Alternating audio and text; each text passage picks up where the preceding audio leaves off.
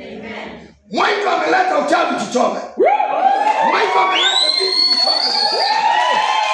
Mwaiko ameleta vitu vya uchawi na uganga tuchome kulingana na neno la askofu. Na tutaharibu. Na hivyo tunaharibu uchawi na uganga. Watu wanashikia wanaume wa watu ni kishamba.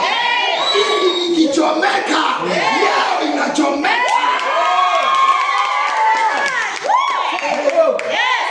Mwana ananena Kaswiti 16.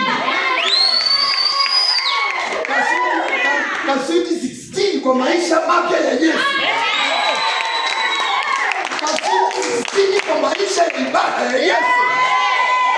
Kazi kidogo nitaanzia Yesu.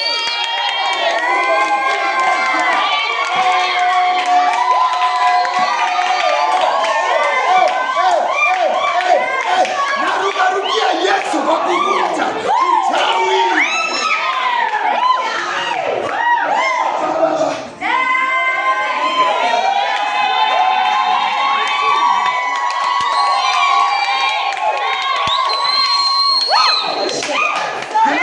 Amina.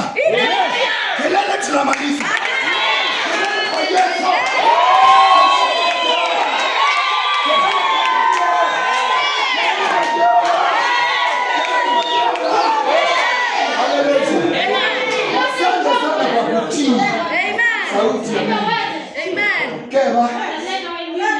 Kama amekwaza chilanga tusimone